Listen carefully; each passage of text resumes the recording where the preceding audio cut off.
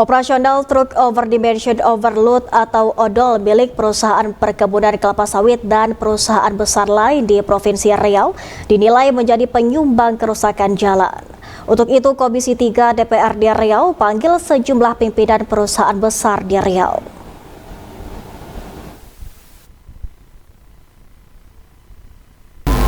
Memiliki kondisi tanah yang cocok untuk ditanami kelapa sawit, terletak di pesisir timur Sumatera, hingga faktor harga CPO yang tinggi menjadikan Riau sebagai pusat produksi kelapa sawit terbesar di Indonesia. Luas perkebunan kelapa sawit di Riau diperkirakan mencapai 3,94 juta hektar.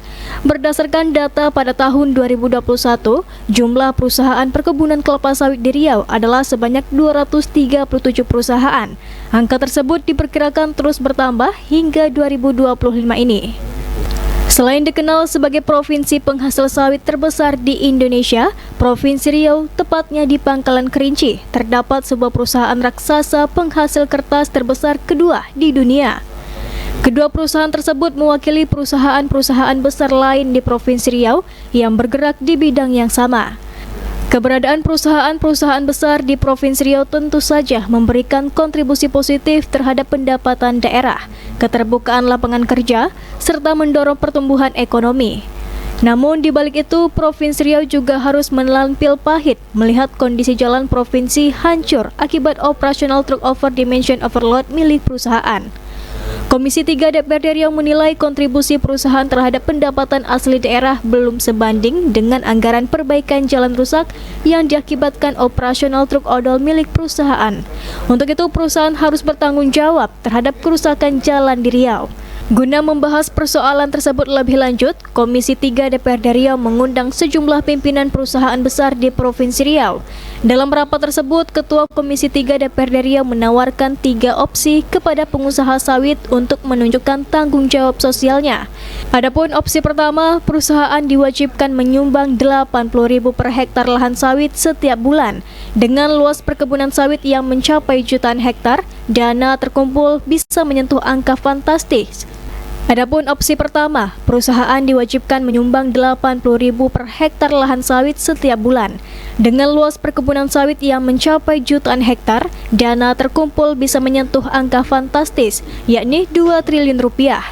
Opsi kedua, jika perusahaan tidak bersedia menyumbang, pemerintah diminta berkolaborasi dengan kepolisian untuk memasang portal di jalan-jalan tertentu untuk membatasi akses kendaraan berat yang menjadi biang kerok kerusakan jalan.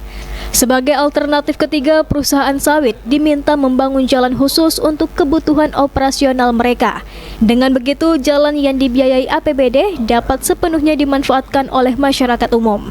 Ya, target sebenarnya kita udah semuanya skemanya bahwa jalan rusak ini harus ada yang bertanggung jawab. Akibat kerusakan itu kita sudah tahu adalah akibat overload. Overload adalah untuk transportasi, angkutan, community dan hal lain sebagainya berkaitan dengan perusahaan yang ada di Riau. Baik itu masalah kehutanan, termasuk masalah yang terbesar itu adalah sawit. Yang jumlah pabriknya hampir 280 di Riau. Itu bagaimana besarnya itu transportasi untuk CPO-nya. CPO, mobil CPO aja di tol pun tidak terima. Karena overload itu alasannya. Nah, makanya jalan kita yang di bawah kualitas jalan tol. Apa nggak hancur? Jadi didengar tadi dari Kabid Bina Marga mengatakan kalau diperbaiki total jalan kita yang sedang rusak ini puluhan triliun dana yang kita butuhkan. Tidak akan pernah tercapai kalau dengan APBD 23,5 triliun. Nah, makanya harus melalui renten bersama, semua perusahaan bertanggung jawab terhadap itu. Dan itu sudah dicontohkan oleh PT Arabadi. Hanya 3 kilo, berapa 4 kilo Pak? 4 kilo saja yang jalan yang diperbaiki jalan kabupaten di Kabupaten Pelalawan itu menelan biaya sekian puluh miliar katanya. 36 miliar. Apalagi jalan provinsi yang begitu rusak secara masif sekarang. Coba bayangkan. Jadi kesimpulan kita, perbaikan jalan ini kalau masih dari APBD kita, tidak akan pernah kita menemukan jalan baik di Riau ini. Maka otomatis diminta tanggung jawab semua pengusahaan. Apalagi kerusakan ini bukan akibat yang normatif, tapi melanggar aturan. Overloadnya tadi. Bayangkan itu, kita kelas jalan kita nomor 3 yang hanya 21 ton termasuk bobot unit. Sekarang yang lewat di jalan kita coba bayangkan. itu sampai 40 ton, 30 ton apa nggak hancur? Diperbaiki pun kan hancur juga. Nah, makanya kita pilih satu. Satu pertama adalah kita tertibkan kalau memang di sub dengan di lantas nggak mampu secara personel, kita tertibkan secara besi. Kita buat portal semua pabrik yang. Direktur PT Arara Abadi Edi Haris yang hadir dalam rapat dengar pendapat dengan Komisi 3 mengaku selama ini PT Arara Abadi telah berkontribusi memperbaiki jalan rusak sepanjang 30 km di Riau. Itu kan ada 30 kilo Pak. Jadi selama ini kami Arara Abadi yang berperan untuk perbaikan jalan itu kalau rusak. Tapi ini terus terang ini beban yang berat Pak. Sepanjang 30 kilo itu Pak. Kalau musim hujan, banjir, ya, Kota Panjang buka itu, banjir, jalan itu tergenang, pasti ada kerusakan. Dan itu kita yang tertuduh Pak, untuk segera memperbaiki itu. Ada perjanjian ini dengan Pemda, bahwa kita berperan di dalam perbaikan jalan itu.